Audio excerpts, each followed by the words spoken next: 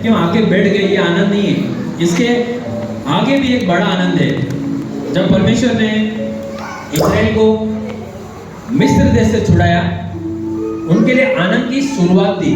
वो आनंदित थे क्योंकि परमेश्वर ने उनकी प्रार्थनाओं को सुना। आमीन। हमें अच्छा लगता है ना कि अगर हम प्रार्थना करें, परमेश्वर हमारी प्रार्थनाओं को सुन रहा है ना, वो आनंद का एक पल होता है। ठीक है, तो जैसे हम यहाँ पे बैठे हैं, हमें आनंद है, हम दूसरे के लिए आनंद करें। हाँ प्रभु, हम आनंदित है, लेकिन इसके आगे परमेश्वर तुम्हें और आनंदित करना चाहता है। आमीन। जब परमेश्वर ने इजराइल को आगे लेके गया, केवल परमेश्वर को उनका आनंद वहां तक सीमित नहीं रखना चाहता था। हमें हमारा यहाँ पे आना ही हमारे लिए सबसे बड़ा आनंद नहीं है। हमारा आनंद इसके आगे और है, जो परमेश्वर में उससे बड़ा आनंद देने वाला है। हमें जब परमेश्वर ने उन लोगों को जब साथ में लेके गया, तो जब वो लेके वो काफी खुश थे कि हमें आनंद मिला है, लेकिन परमेश्वर उनके आगे जो वादा उनको किया था, वो आनंद परमेश्वर उन्हें देना चाहता था। एक ऐसी जगह लेके जाना चाहता था जहाँ पे सारी चीजें है, जहाँ पे किसी भी चीज की कमी घटी नहीं है। और आज भी परमेश्वर हमसे वही आनंद हमें देना चाहता है। आमीन। इसलिए इस आनंद को लेकर खुश मत हो कि यही आनंद हमारे लिए बहुत है। हमने वचन सुना, वचन सुन के चले गए, हमारे लिए प्रार्थनाएं हुई, हम चले गए, ये आनंद नहीं है।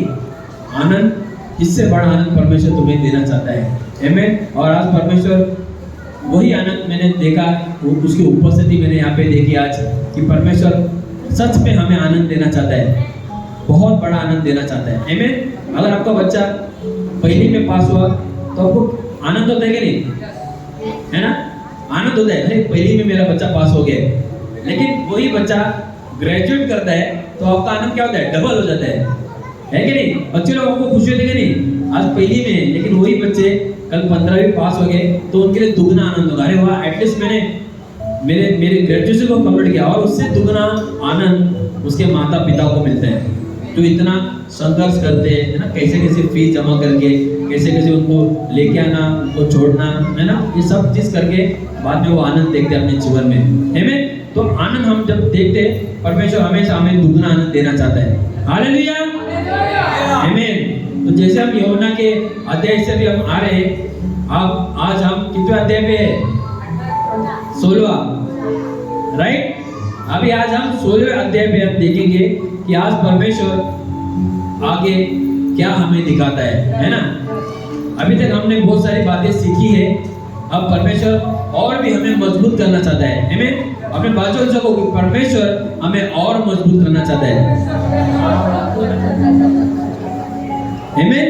परमेश्वर हमें और मजबूत करना चाहता है। तो आइए हम देखते हैं आज के वचन को। यूहन्ना का 16 अध्याय हम 1 से लेके 4 तक पढ़ेंगे।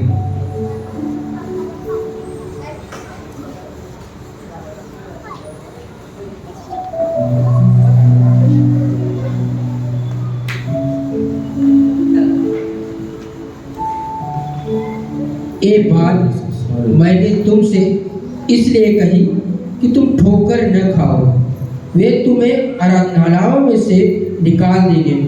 वरन वह समय आता है कि जो कोई तुम्हें मार डालेगा वह समझेगा कि मैं परमेश्वर की सेवा करता हूँ। ऐसा वे इसलिए करेंगे कि उन्होंने न पिता को जाना और न मुझे जानते हैं। परंतु ये बातें मैंने इसलिए तुमसे कही कि जब इनका समय आए तो तुम्हें स्मरण आ जाए कि मैंने तुमसे पहले ही कह दिया था। आमीन।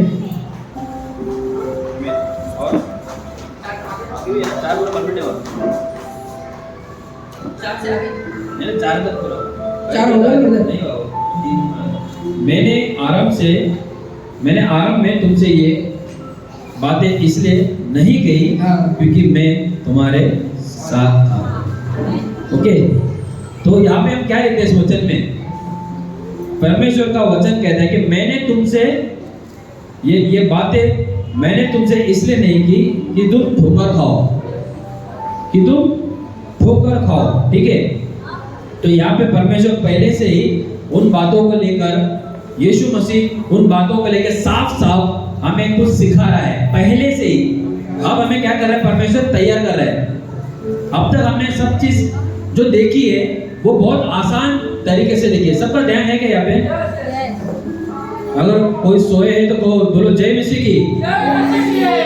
आमीन, हालेलुया। तो परमेश्वर का वचन जो यहाँ पे जैसे हम देखते हैं कि पहले से तुम्हें आगाह कर रहा है कि परमेश्वर की योजना जो है तुम्हारे लिए क्या है। अब हम जानते हैं कि यीशु मसीह का जो मकसद था इस संसार में आने का वो क्या था।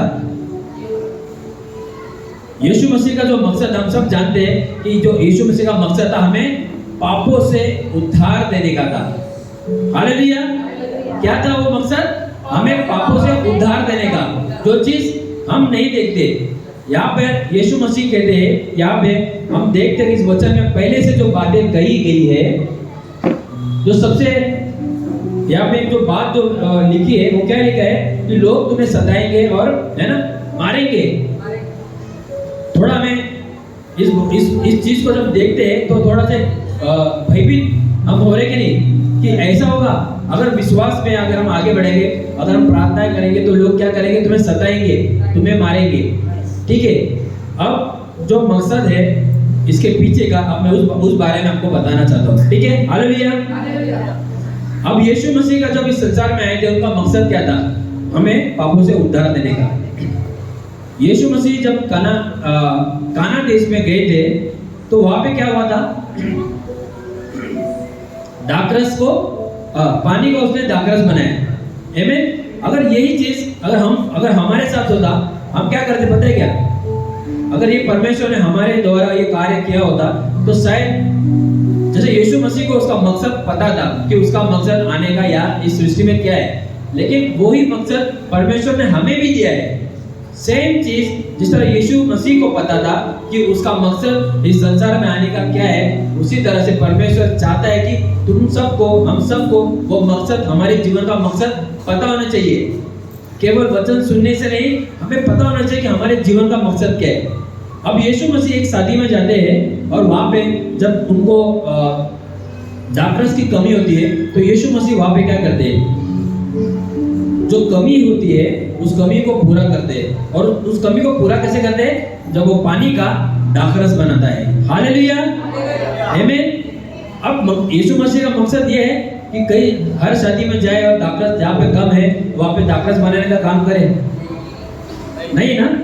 यीशु मसीह का ये मकसद नहीं है। चल अगर हम लोग होते, अगर आप में से कोई होता और आपसे कोई कहता कि सुनिए ना सिस्टर, प्रार्थना करते हो, प्रभु यीशु से प्रार्थना करो कि यहाँ पे खत्म हो गया है, उससे वो पूरा आ जाए, और सोचो प्रार्थना कर रहे हो वो चीज के लिए और परमेश्वर आपके द्वारा कार्य कर रहा है, आपने पानी का दाखरस बना दिया है। अब दूसरी चीज जो तुम्हारे मन में क्या है कि बन गया, अरे परमेश्वर ने मेरे साथ पानी का दाखरस बनाया, शायद मेरा मकसद यही है, चलो दाखरस का बिजनेस चालू कर देते हैं। अभी समझ रहे क्या करें? परमेश्वर का मकसद जो आपको, आपके लिए है, वो मकसद आपके लिए अलग नहीं है। जो यीशु मसीह का मकसद है वही हमारा भी मकसद है। यीशु मसीह ने क्या किया? वहां पे दाखरस बना के क्या ये सोचा, चलो अभी दाखरस बनाए, मतलब मेरा मकसद ये है कि सबको अभी बहुत सारे गांव में जाना है और मैं बहुत सारे गांव में दाखरस बना के देना है। वहां पे मेरी तारीफ हुई, वाह ऐसा दाखरस मैंने अभी तक नहीं पिया। क्या बोलते वहां के लोग? क्या बोले? ऐसा दाखरस आज तक हमने कभी पिया नहीं। तो यीशु मसीह का मकसद ये हो गया कि मुझे आप सबके जीवन में जाके दाखरस बनाना है, या यीशु मसीह का मकसद है कि अगर हम होते, हम शायद सोचते कि अब हमारा मकसद मुझे पता चला क्या है। यीशु मसीह ने बताया है तुझे दाखरस का बिजनेस दिया है, दुकान खोल दो, दाखरस के द्वारा ही तुम्हारा घर चलेगा। शायद हम ये सोचते थे कि परमेश्वर ने हमारा ये मकसद दिया है, लेकिन परमेश्वर का मकसद ये नहीं था। लोग वहां पे जो देख रहे थे, यीशु मसीह ने जो दाखरस बनाया था, लोग दाखरस को देख रहे थे, लेकिन लोगों ने ये नहीं देखा कि यीशु क्या चाहता है। यीशु वो दाखरस तुम्हें नहीं देना चाहता है, यीशु मसीह वो दाखरस देना चाहता है जो उसके पास है। यीशु मसीह वो दाखरस देना चाहता है उसके द्वारा जो तुम्हें मिलने वाला है। हालेलुया।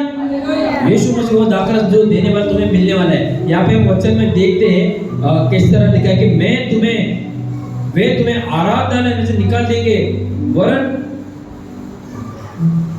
कई समय वो समय है कि जो कोई तुम्हें मार डालेगा वो समझेगा कि मैं परमेश्वर की सेवा करता हूं। अब कितने लोग ये समझते हैं कि हमारे जीवन का मकसद क्या है? जीवन का मकसद, यीशु मसीह किसके लिए जीते थे? सबसे साफ बात मैं आपको कहना चाहता हूं, ये मकसद साफ होना चाहिए कि मुझे जो जीवन दिया गया है वो मेरे जीवन का मकसद एक्चुअली है क्या? किसी ने कभी सोचा नहीं है। अगर आपका दिन समाप्त होना है, अगर कोई व्यक्ति को ऐसा लग रहा है कि मैं अभी थोड़े दिन इस दुनिया में हूं, अभी मेरे दिन थोड़े बचे, तो उसके लिए उसका जीवन का मकसद क्या है? किसी के लिए ऐसा लगता है कि मेरे जीवन का मकसद है आने वाले दिन में बड़ा कंपनी खड़ा करो। बस मेरा जीवन का सपना ये था कि एक बड़ी कंपनी खोल दूं, अब मेरा जीवन का मकसद खत्म हो गया। किसका मकसद ये होता है कि मैं अपने बच्चे के लिए इतना सारा मेहनत करूंगा कि आने वाले दिन में उसको कोई भी चीज कमी नहीं होनी चाहिए। उसका जीवन का मकसद वो हो जाता है, वो उसके लिए मेहनत करता है, वो आपका जीवन का मकसद नहीं है।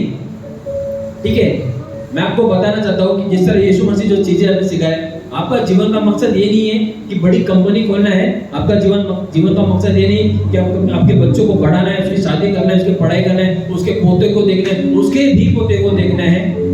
या फिर आपके जीवन का मकसद ये नहीं कि बड़ा सा घर बना के वहां पे अपने टांगों को उठाए और आराम की नींद मारे, है ना। हम सबको कई बार हमारा जीवन का मकसद ये लगता है कि ये मेरा जीवन का मकसद है। लेकिन सोचो, जिस दिन आपका प्राण चले जाएंगे, क्या आपको सच में खुशी होगी कि मेरी जान चली और मैं ये चीज, मतलब ये जो चीज मैंने किया है, क्या वो ही मेरे जीवन का मकसद था? कितनी दुखी बात है ना। जिस मकसद के लिए परमेश्वर ने तुम्हें बनाया है, हालेलुया, आमीन, सब जागे है ना। जिस मकसद के लिए परमेश्वर ने तुम्हें बनाया है, क्या वो तुम्हारा मकसद ये है? मैं आपको पूछना था, क्या तुम्हारा मकसद ये है कि जिंदगी भर वही घसा पीटी कैसेट बजाओ, वही हमारा जीवन का मकसद हो? परमेश्वर का वचन कहता है कि ये तुम्हारा जीवन का मकसद नहीं है। मरना इसे नहीं कहते। बहुत से लोग मरने से डरते हैं, लेकिन जिस दिन आपको पता चलेगा आपका जीवन का मकसद, मेरे जीवन का मकसद क्या है और मेरे लिए मरना क्या है, मरना क्या है।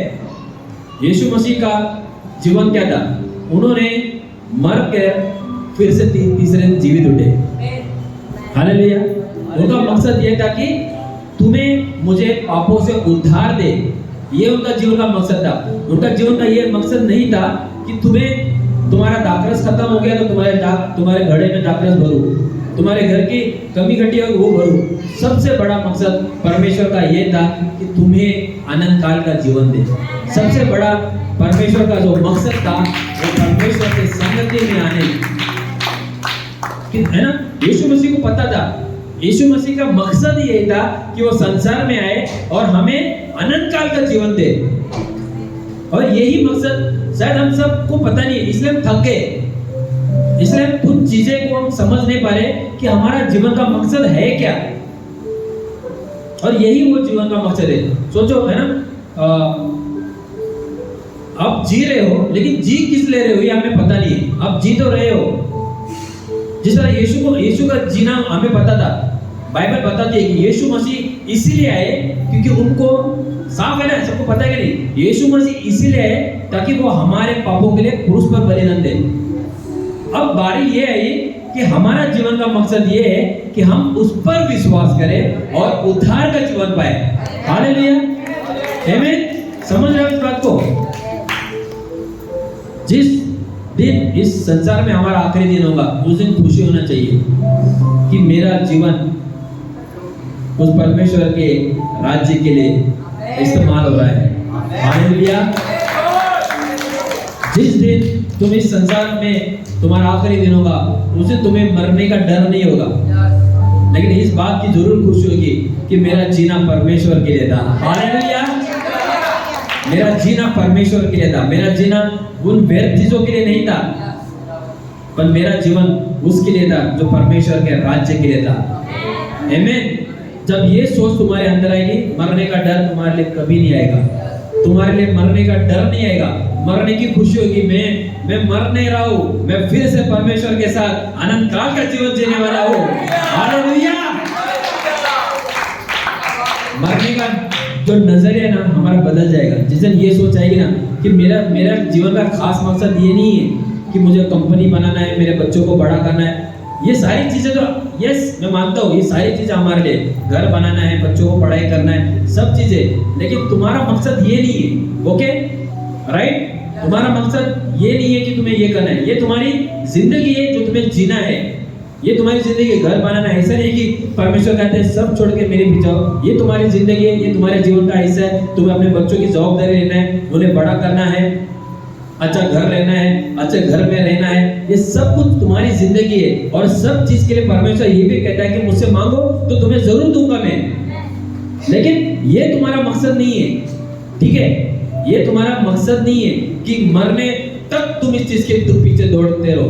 आखिरी सांस तक तुम्हारी यही सोच नहीं होनी चाहिए मुझे घर नहीं मिला, नहीं मुझे घर नहीं मिला। मेरा सपना था एक बड़े घर में रहूं, मेरा सपना था मेरा बच्चा इंजीनियर बन जाए, लेकिन वो सपना पूरा नहीं हो रहा है। ये मेरा मकसद नहीं है। ये तुम्हारा मकसद नहीं है। ये तुम्हारी मेहनत है, ये तुम्हारा जीवन है जो तुम्हें मिला है, वो तुम्हें करना है, लेकिन ये तुम्हारा मकसद नहीं है। मकसद ये है कि परमेश्वर के राज्य में तुम्हें उसकी महिमा के लिए बनाया गया है। मकसद ये है तुम्हें उसकी महिमा के लिए बनाया। कौन? मुझे परमेश्वर के लिए महिमा के लिए बनाया है। मेरी पहचान ये है कि मैं उसके महिमा के लिए बनाया गया हूँ। हालेलुया। समझ रहे हो बात? अपने जीवन को समझ रहे हो कैसा जीवन परमेश्वर को दे रहे हैं।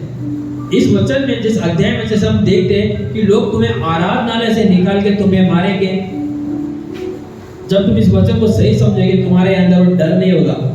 जब लोग तुम्हें सताएंगे तो समझ जाना कि परमेश्वर का मकसद मेरे जीवन में पूरा हो रहा है। हालेलुया। लोग तुम्हें सताएंगे, क्यों सताएंगे? क्योंकि तुम उस मकसद के लिए मेहनत कर रहे हो। लोग तुम्हें सताएंगे, लोग तुम्हें गाली देंगे, लेकिन तुम्हें पता है कि मेरा मकसद यही है कि मैं उस जीवित परमेश्वर की आराधना करूं। हालेलुया। कितने लोग समझ इस बात को? क्या आपको डर लग रहा है? मैं सच में कह रहा हूँ, इस वचन को बोल रहा हूँ, मुझे मजा आ रहा है। ऐसा मरने की बात करो, असल में परमेश्वर मुझे कुछ चीजें दिखा रहा है, कुछ सिखा रहा है। यीशु मसीह को पता था कि जब तक मैं नहीं मरूंगा, वचन क्या कहते हैं, है ना? उसके चेले बोलते प्रभु ये क्या कह रहे हैं? तो उनको कहता है ये दुष्ट निकल जा। परमेश्वर को पता था अगर वो तुम्हारे लिए नहीं, हम सब के लिए नहीं मरेगा, हम कोई भी उद्धार नहीं पाएंगे। उसी तरह से तुम्हारा भी, हम सबका उद्धार भी यही है। जब तक तुम पूरी तरह से यीशु मसीह पर विश्वास नहीं करोगे, तुम्हारा और मेरा किसी का उद्धार नहीं है। तुम्हारे लिए कौन सी चीज है ज्यादा महत्वपूर्ण है, वो चीज हमें जानना है। पौलुस ने जब इस चीज की गंभीरता को जाना, तब उसने सही जीवन जिया। पौलुस का जीवन लोगों को सताने का था, लेकिन जब परमेश्वर ने उसे बातें की, उसने लोगों को सताने के बजाय उसने लोगों को परमेश्वर के पास लाने का कार्य शुरू किया। हालेलुया। उसे पता चल गया कि जीवन का मेरा मकसद ये नहीं है कि मैं लोगों को सताऊं। जो पौलुस सताता था, अब वही पौलुस लोगों को परमेश्वर के बारे में बताने का उसने शुरुआत कर दी। हालेलुया। ये तुम्हारे लिए एक आमंत्रण है कि तुम्हें परमेश्वर ने क्या जीवन दिया है। हम देखेंगे गलातियों का 2 अध्याय और 20वां वचन क्या कहते हैं। हमारे जीवन के बारे में परमेश्वर क्या कहते हैं। हमारे लिए मरना, मसीह में मरना, वो क्या है? मरना, मैं आपको ये नहीं कह रहा हूं मरना संसार में मरना, लेकिन मरना है मसीह में मरना है। हालेलुया। मरना ये नहीं होता कि तुमने जिंदगी भर काम किया और तुम्हारे बेटे बोले वाह मेरा पापा ने बहुत मेरे लिए मेहनत की, वो तुम्हारे लिए महत्व नहीं है। महत्व ये है कि तुम्हारे लिए परमेश्वर का राज्य कितना महत्व रखता है, तुम्हारे लिए उसकी चीजें कितने ज्यादा महत्व है। आमीन। तो मसीह में मरना ये बहुत जरूरी है। और ये वचन, ये जो बातें ये परमेश्वर हमें पौलुस किस तरह से गलातियों के अध्याय में हमें बताता है। 2 वचन 2 अध्याय और 20 का वचन पढ़ेंगे। पर तीतुस को भी जो मेरे साथ था, जो गलातियों 2 अध्याय 20 का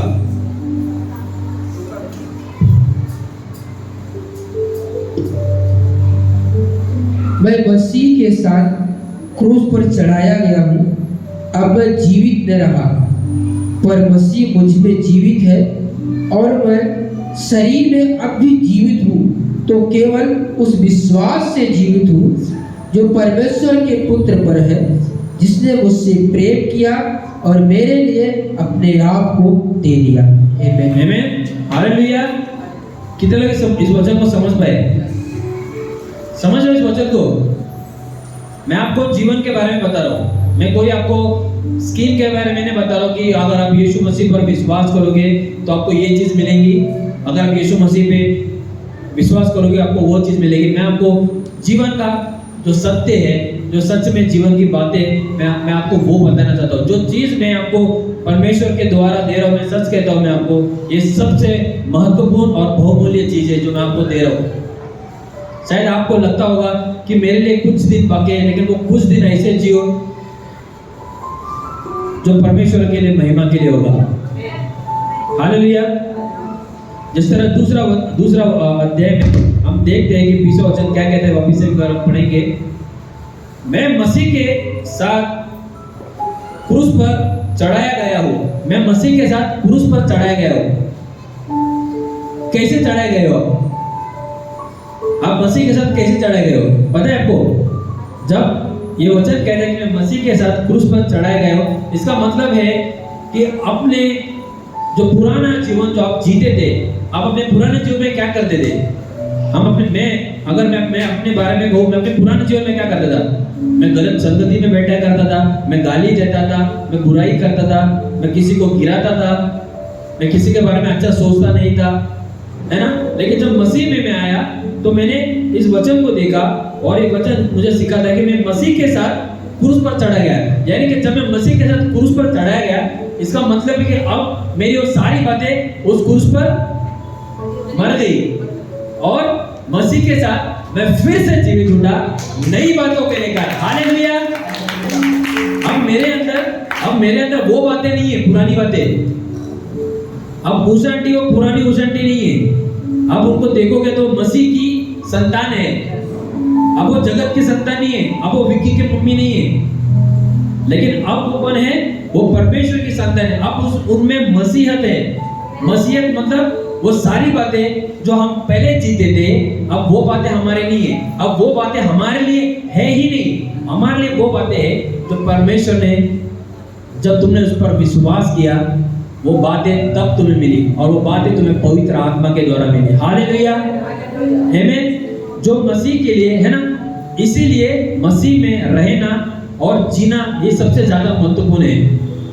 तुम्हारा ये मकसद जब तुम्हें पता होगा कि मुझे जीना है, हालेलुया, मुझे जीना है, इसलिए जीना है कि मुझे उसके मकसद को पूरा करना है। पता है आपको, आप हर एक के साथ एक मकसद है, परंतु हम सब जानते नहीं हमारा मकसद शैतान ने पूरी तरह से हमें ध्यान भटका दिया है। हमारा मकसद पर उस शैतान ने पूरा ध्यान भटका दिया। तुम्हारा मकसद ये नहीं है, तुम्हारा मकसद ये है। शैतान आके बताता है तुमको, तुम्हारा मकसद ये नहीं है, अच्छा जीवन नहीं है। तुम्हारा मकसद है उनके साथ बैठो और गाली दो। अच्छा लग रहा है गाली देके? अच्छा, यही तो तुम्हारा मकसद है। शैतान, क्या सच में यही मकसद हमें अच्छा लगता है? तुम्हारा मकसद ये नहीं है। फिर क्या है? बुराई करो।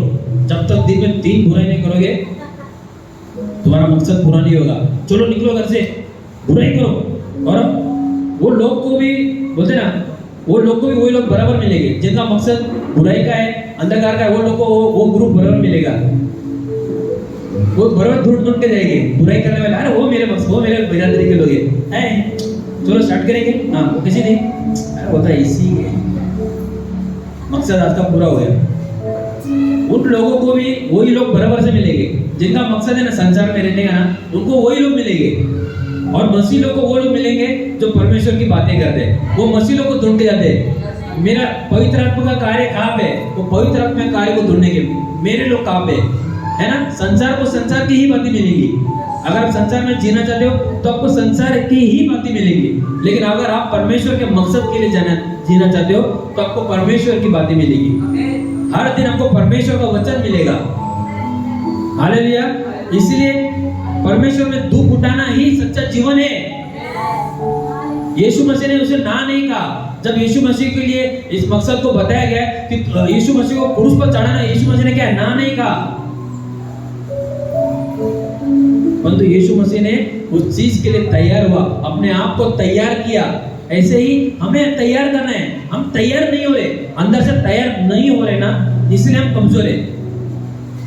जब भी हम तैयारी की कोशिश करते हैं, कोई ना कोई हमारे जीवन में बुरी परिस्थिति बन के आती है और हम वो चीज लेके बैठते हैं और इसलिए हम तैयार नहीं हो पाते। लेकिन तैयारी किस तरह होगी? जब आप रोज प्रार्थना करोगे, जब आप रोज अपने मकसद के लेके परमेश्वर के सामने बैठोगे, परमेश्वर मेरा ये मकसद है, मुझे प्रार्थना करना, प्रभु मेरा ये मकसद है।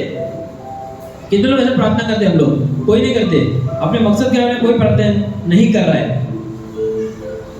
तुम्हारा जो सही चुनाव है वो तुम्हारा चुनाव हुई परमेश्वर के राज्य के महिमा के लिए। तुम्हारा चुनाव इसीलिए हुआ है। तुम यहाँ पे इसलिए नहीं हो क्योंकि तुम आए हो, तुम यहाँ पे इसलिए आए क्योंकि तुम्हें बुलाया गया है। हालेलुया, ये तुम्हारी बुलाहट है, इसलिए तुम यहाँ पे हो। और ये चीज हमें हमेशा जानना है कि मेरी बुलाहट क्या है। परमेश्वर के राज्य में होना, परमेश्वर के राज्य में बढ़ना। दुख, जब मसीहत जीवन में चलोगे तो दुख आपके साथ है। कहीं पे भी परमेश्वर ये नहीं कहता कि कहीं आपने देखा कि यीशु मसीह कहीं पे जा रहे हैं, पार्टी कर रहे हैं। कहीं पे अगर जो बाइबल पढ़ा है, जिन्होंने वचन देखा है, पूरे बाइबल में आप कहीं पे भी यीशु मसीह को नहीं देखोगे कि वो कहीं पे जा रहा है और आनंद कर रहा है और वो खुशी मना रहा है। लेकिन वो आनंद हमें चाहिए, वो चीज हम अपने जीवन में लेते हैं। मुझे अगर प्रभु में आना है तो मुझे आनंद चाहिए, मुझे सब कुछ चाहिए, मुझे पैसा चाहिए, मुझे गाड़ी चाहिए, मुझे सब कुछ चाहिए। हम इस प्रकार का आनंद देखेंगे। कहीं पे भी यीशु मसीह के जीवन को अगर आप देखोगे, यीशु मसीह ने इन सारी चीजों को नहीं ढूंढा। यीशु मसीह कहाँ पे खुश होते थे पता है आपको? जब कोई पश्चाताप करता था, अपने पाप को लेकर पश्चाताप करता, प्रभु मुझे क्षमा कर। जक्कई को देख के प्रभु किस तरह खुश हुआ? जब जक्कई ने देखा, वो चुंगी लेने वाला जक्कई था, जब जक्कई ने जिस तरह यीशु को देखा और उड़ी मारा और जिस तरह उसके पीछे, यीशु मसीह बहुत खुश हुआ। खुश इसलिए नहीं हुआ कि जक्कई उसके साथ कुछ पैसे लेकर आ रहा था यीशु मसीह के लिए, खुश इसीलिए नहीं हुआ। यीशु मसीह इसलिए खुश नहीं हुआ था कि उसने पेटी लेके आए, प्रभु यीशु को, प्रभु मैं आया और ये आप प्रभु। नहीं, यीशु मसीह खुश कहाँ हुआ? जब उसने माना और पश्चाताप किया और अपने पुराने जीवन को छोड़कर उसने यीशु मसीह पर विश्वास किया। यीशु मसीह यहाँ पे खुश होते हैं और हमारे लिए भी यही खुशी होनी चाहिए। आप अपने जीवन, आप है ना, जिस दिन ऐसा सोचेंगे उस दिन आप अपने जीवन में आनंद देखोगे। उस दिन आपके लिए हर बातें आनंद की ही होगी। जो व्यक्ति इस बात को ऐसा सोचते हैं ना कि मेरे लिए दुख उठाना भी प्रभु में जीना है। हम दुख उठाने का मतलब कुछ और अलग समझते हैं। दुख उठाना मतलब परमेश्वर में जीना है, लोगों को बताना है। आप लोगों को, कई लोगों को अलग अलग स्थानों में इसलिए रखा है क्योंकि उस चीज को लेकर आप आगे बढ़े, उन वरदानों को लेकर आप आगे बढ़े और प्रभु में आशीषित हो। हालेलुया, आमीन। आपका इस वक्त आपका मूल्य ना, आपको पता नहीं आपका मूल्य क्या है, लेकिन जिस दिन आप परमेश्वर के कार्य में बढ़ोगे आपको पता चल जाएगा कि आपका सही मूल्य क्या है। जब तक मिट्टी है ना, रास्ते में पड़ी होती है ना, उसका कोई मूल्य नहीं होता। उसे सिर्फ मिट्टी ही कहा जाता है। क्या कहा जाता है? मिट्टी है, ये तो मिट्टी है। अगर कुम्हार के घर पे आप जाओगे, वहां पे सिर्फ मिट्टी ही मिट्टी दिखेगी आपको। मिट्टी ऐसे ढिकला के ढिकला पड़ा रहेगा, उस मिट्टी की कीमत बिल्कुल नहीं है, जीरो है। लेकिन वही मिट्टी अगर उसका इस्तेमाल करें, वही मिट्टी को अगर आकार दे और वही मिट्टी का जब आकार देके जब वो मटका बनता है तब उसकी कीमत होती है। जब तक उसको आकार नहीं मिलता, जब तक उसको एक चीज नहीं मिलती, तब तक वो मिट्टी है। लेकिन जब वो मिट्टी का इस्तेमाल होता है और प्रॉपरली पूरे तरह से वो घड़ा बन के तैयार हो जाता है, तब उस मिट्टी का मूल्य होता है। और लोग आते हैं, भैया इस मटकी की कीमत क्या है? उसी तरह हमारी भी कीमत, जब तक यीशु को हम नहीं जानते, हमारी कीमत शून्य है। और जिस दिन आप विश्वास करोगे कि परमेश्वर मेरा इस्तेमाल करना चाहता है, उस दिन आप मूल्यवान होगे। अगर आपको मूल्यवान होना है, आपको कोई खरीद नहीं सकता है। अब तो यीशु मसीह ने खरीद चुका है, खरीद लिया है। हालेलुया। जिस दिन आप इस बात को समझोगे कि मुझे पर यीशु मसीह ने खरीद लिया है, अब मैं उसका हूँ, अब मेरा इस्तेमाल होगा। वो मिट्टी तब तक जमीन पे थी, लेकिन अब वो घड़ा हो गए, अब घड़े का इस्तेमाल हो रहा है, अब घड़े में पानी भरा जा रहा है, अब घड़े में दाखरस भरा जा रहा है, अब घड़े में वो सारी चीजें भरी जा रही है, क्योंकि वो मिट्टी नहीं है, अब वो घड़ा है। उससे तुम्हारा जीवन, अब तुम्हारा केवल जीवन नहीं है, तुम्हारा जीवन केवल अब तुम एक पुतले नहीं हो, परंतु तुम्हारा जीवन एक अद्भुत जीवन है जो परमेश्वर अब इस्तेमाल कर रहा है। तुम अपने आप को, भले ही तुम्हारे नजर में तुम्हारी अस्तित्व तुम्हारे लिए जीरो है, लेकिन परमेश्वर देख रहा है कि ये वो घड़ा है जिसका मैं इस्तेमाल करने वाला हूं। आमीन। जब तुम अपने जीवन में अपने खुद के लिए मकसद बनाओगे, प्रभु मेरा जीवन इसीलिए कि मैं उस मकसद को पूरा करूं और उन सारी चीजों को मार दूं जो मेरे जीवन में है। आज हमारे जीवन में बहुत सारी चीजें जहाँ पे परमेश्वर कहता है कि मेरे साथ तुम भी क्रूस पर चढ़ाए गए हो जब तुम विश्वास करते हो, और जब हम विश्वास करेंगे वो सारी चीजें तुम्हारे अंदर जो तुम्हें रोकती है, वो सारी चीजें परमेश्वर तुम्हें धो डालेगा, उसके लहू से धो डालेगा। आमीन। हालेलुया। इसीलिए परमेश्वर का राज्य में बढ़ना हमारे लिए बहुत जरूरी है। दुख उठाने से मत डरो। मैं सच कहता हूँ, अगर मसीह में आप हो और आपको ऐसा लग रहा है कि मैं मसीह में हूँ फिर भी मुझे दुख है, तो वो दुख ही तुम्हारी आशीष है। ये सोच के मत चलना कि प्रभु में मुझे सब कुछ खोना पड़ेगा। अगर आप खोगे तो मसीह में पाओगे।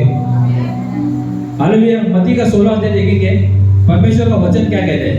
मत्ती का 16:25 क्या कहते हैं। जो लोग आज सोच रहे कि प्रभु में मुझे कुछ नहीं है, यीशु मसीह के पीछे जाना मतलब दुख उठाना है, यीशु मसीह में रहना मतलब मार खाना है, यीशु मसीह के जीना मतलब लोगों का ताना सुनना है, तो अगर आपके लिए ये सोचे तो परमेश्वर का जीवन उन लोगों के लिए नहीं है। परमेश्वर का जीवन उन लोगों के लिए है जिनके लिए ये वचन है। क्योंकि जो कोई अपना प्राण बचाना चाहे वह उसे खोएगा, और जो कोई मेरे लिए अपना प्राण खोएगा वह उसे पाएगा। मेरे लिए जो अपना प्राण खोएगा, याद रखना, मैं आपको बहुत गंभीरता से बात को बता रहा हूं। परमेश्वर के लिए जीना सीखो। अगर आप यीशु में जीना सीखोगे तो आप नया जीवन पाओगे, तो ही आप नया जीवन पाओगे। नया जीवन और कहीं नहीं है, किसी में भी नहीं है। जितना आप संघर्ष करोगे, जितना आप मेहनत करोगे, जितना गहराई में जाओगे, उस प्रेम को आप पाओगे। मोती गहराई में मिलता है। कितने लोगों को पता है मोती ऊपर नहीं मिलता है। समुद्र में डुबकी लगाओ और मोती ऐसे नहीं मिलता है। मोती को जितनी गहराई में जाओगे उतना तुम्हें मोती मिलेगा। उसी तरह यीशु का प्रेम तुम्हें पाना है तो उसकी गहराई में जाओ। आमीन। हालेलुया। तो क्या जैसे हम देखते हैं कि 16वें अध्याय में 1 से 6 में लगता है कि जब तक आप भयभीत हो तब तक आप परमेश्वर में क्या नहीं हो सकते हो, फल नहीं ला सकते हो। और इसीलिए परमेश्वर ने सारी तैयारी तुम्हारे लिए की है। ठीक है, वो जा रहा है और तुम्हारे लिए एक सहायक दे रहा है। ठीक है, अब कहो कि शैतान हार गया है। हार गया कि नहीं? हार गया है। शैतान का हारना मतलब तुम्हारी परिस्थिति जो तुम्हारे साथ है, अब तुम्हारे साथ तुम्हारी परिस्थिति नहीं है, तुम्हारे साथ परमेश्वर की आशीष है। आमीन। हालेलुया। कितने लोग विश्वास करते हैं और कितने लोग समझ चुके हैं कि मेरे जीवन का मकसद क्या है। तुम्हारा जीवन का मकसद ये होना चाहिए, प्रभु में बढ़ना। कहो प्रभु में बढ़ना है। जब तक तुम उसमें बढ़ोगे नहीं तब तक तुम्हारे लिए वही दुखी जीवन होगा। बढ़ोगे तो फलवंत होगे, नहीं बढ़ोगे तो फलवंत नहीं होगे। बढ़ना है। अगर आपका पति नहीं बढ़ रहा है उसको बढ़ाओ। इसके मतलब ये मत सोचो कि वो नहीं बढ़ रहा है, उसके लिए मेहनत करना है तुम्हें। उसके लिए वो मकसद ही तुम्हारा, वो मकसद ही है कि तुम्हें किसी को नए जीवन के बारे में बताना है। हालेलुया। आमीन। बहुत जरूरी है कि हम अपने जीवन को लेके गंभीर रहे। तो आज परमेश्वर का जो न्योता है आपके लिए,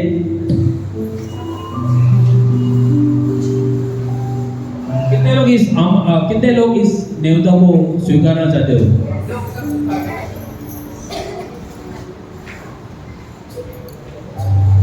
मैं आशा करता हूँ आप लोग इस वचन को समझ चुके हो, और मैं ये भी विश्वास करता हूँ कि आप लोगों को पता है कि आप जी क्यों रहे हो। जिस दिन आपका जीवन जाएगा उस दिन आपको पश्चाताप नहीं होना चाहिए। जिस दिन आपका जीवन जाएगा उस दिन आपको इस बात को लेकर गर्व होना चाहिए कि परमेश्वर ने मेरा इस्तेमाल किया। हालेलुया, बोले यीशु मसीह की, यीशु मसीह की आमीन। आइए हम खड़े रहेंगे, विश्वास करेंगे कि परमेश्वर का जो कार्य है केवल एक के लिए नहीं है, परंतु परमेश्वर का कार्य वो हर एक के लिए। आमीन। हालेलुया, धन्यवाद पिता परमेश्वर। Hallelujah, thank you Jesus, thank you Lord. Hallelujah. तो जिस तरह पौलुस ने यहाँ पे कहा है कि जब तुम अपने जीवन को समर्पित करते हो परमेश्वर को, तो तुम उसके साथ अपनी सारी जीवन की योजना भी समर्पित करते हो। हालेलुया, समझ इस बात को। जब तुम इस बात को लेके विश्वास करोगे, प्रभु मैं आज से मेरे जीवन का हर एक कार्य तुझे सौंपता हूं, उस वक्त परमेश्वर भी कहता है कि अब तुम जब विश्वास करते हो तो अब मेरे लिए वो सारी चिंता जो तुम्हारे जीवन में, वो सारे दुख जो तुम्हारे जीवन में, अब वो मेरे है। और जब परमेश्वर के कार्य में आता है तब परमेश्वर उसे नया आकार देना शुरुआत कर देता है। हालेलुया, आमीन। अब विश्वास करेंगे कि परमेश्वर एक नया आकार तुम्हारे जीवन को देगा। अब तुम्हारा जीवन अब मिट्टी नहीं है, ठीक है? अब तुम्हारा जीवन क्या नहीं है? मिट्टी नहीं है। अब तुम्हारा जीवन का इस्तेमाल होने वाला है, और हम विश्वास करेंगे, हम आशा करेंगे कि परमेश्वर, हमारा मकसद केवल तेरा राज्य है और तेरे राज्य में बढ़ना है। जिस तरह तूने बलिदान दिया उस तरह हम भी विश्वास करेंगे कि तूने हमारे लिए उस पर बलिदान दिया। आमीन, हालेलुया, आमीन। Thank you Jesus. हम सब प्रार्थना करेंगे, ठीक है? जो लोग विश्वास करते हैं, जो लोग समझ गए इस बात को लेके कि उनका जीवन कितना खास है, सब लोग प्रार्थना करेंगे, प्रभु मेरा इस्तेमाल कर। आमीन, हम प्रार्थना करेंगे। थैंक यू लॉर्ड जीसस, धन्यवाद प्रभु यीशु। समय प्रभु हम प्रार्थना करते हैं, हम सब ने जिस तरह वचन को सुना है, हम विश्वास करते हैं, हम आशा करते हैं प्रभु अब ये जीवन का एक खास मकसद है प्रभु, और ये मकसद है तेरे लिए जीना पिता परमेश्वर।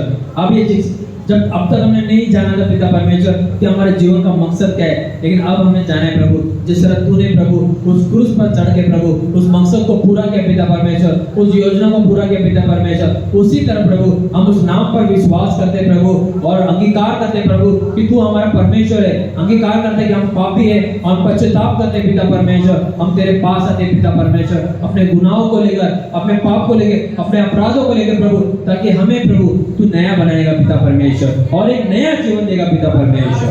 धन्यवाद यीशु राजा। ओ हालेलुया पिता परमेश्वर, थैंक यू जीसस। धन्यवाद यीशु, धन्यवाद यीशु, thank you Jesus. Hallelujah. O राबा Shaba शिकी।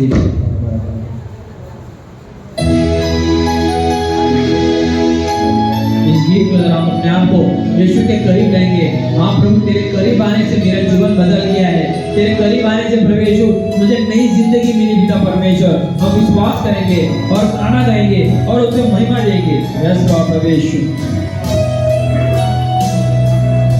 Thank you Jesus. धन्यवाद यीशु राजा। सच में प्रभु तेरे पास आने से जिंदगी बदल जाती पिता परमेश्वर।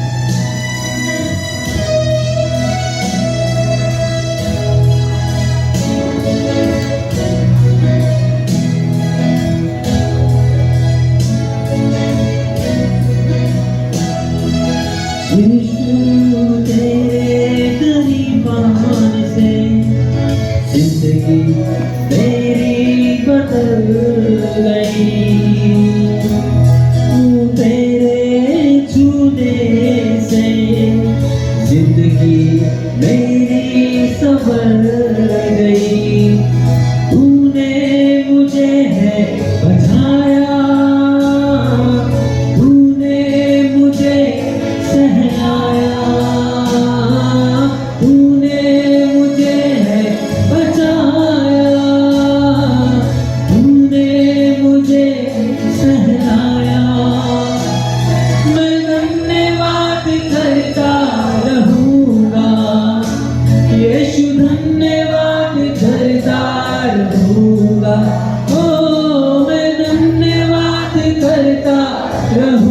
रहूंगा, यीशु धन्यवाद करता रहूंगा। धन्यवाद धन्यवाद धन्यवाद धन्यवाद धन्यवाद धन्यवाद धन्यवाद धन्यवाद। धन्यवाद कीजिए इस परमेश्वर को जिसने तुम्हें जीवन दिया है, जो उसके राज्य के लिए, उसके महिमा के लिए इस्तेमाल होगा। धन्यवाद दीजिए परमेश्वर का। सच में प्रभु तेरा धन्यवाद करते पिता परमेश्वर, ये सुंदर जीवन तेरे महिमा के लिए पिता परमेश्वर। धन्यवाद यीशु राजा। Thank you Jesus, thank you Lord Jesus. Hallelujah.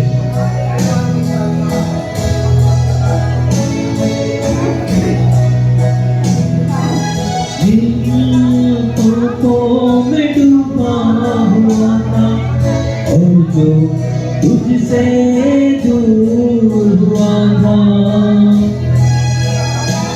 सब पापों में दूर हो गए प्रभु से। जो पापों में डूबा हुआ था और जो तुझसे दूर हुआ था, तूने मुझे छुड़ाया, अपनी राह पर चलाया। तूने मुझे है छुड़ाया, अपनी राह पर चलाया। मैं धन्यवाद करता रहूंगा, यीशु धन्यवाद करता रहूंगा। ओ मैं धन्यवाद करता रहूंगा, यीशु धन्यवाद करता रहूंगा। धन्यवाद, एक साथ बोलेंगे धन्यवाद धन्यवाद धन्यवाद धन्यवाद धन्यवाद धन्यवाद धन्यवाद।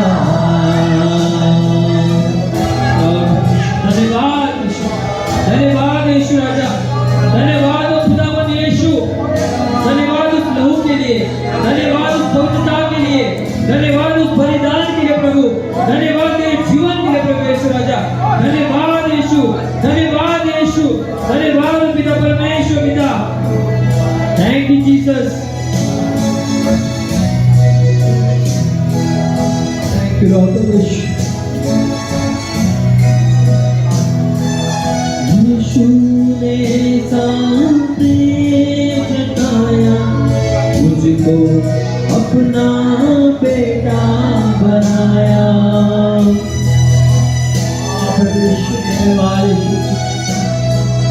यीशु ने सामने जताया, मुझको अपना बेटा बनाया। अपना लहू है बहाया, जीवन नया है दिलाया। अपना लहू है बहाया, जीवन नया है दिलाया। ओ मैं धन्यवाद करता रहूंगा, यीशु धन्यवाद करता रहूंगा। ओ मैं धन्यवाद करता रहूंगा, यीशु धन्यवाद करता रहूंगा। धन्यवाद धन्यवाद धन्यवाद धन्यवाद धन्यवाद धन्यवाद धन्यवाद। यस धन्यवाद धन्यवाद धन्यवाद धन्यवाद धन्यवाद धन्यवाद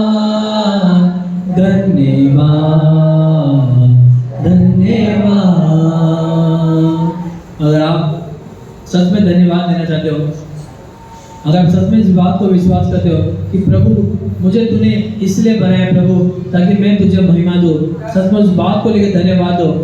क्योंकि अगर हम देखेंगे हम कितने पापी है, हम देखेंगे हम कितने अपराध में हैं, लेकिन प्रभु ने कहा कि जो मुझ पर विश्वास करेगा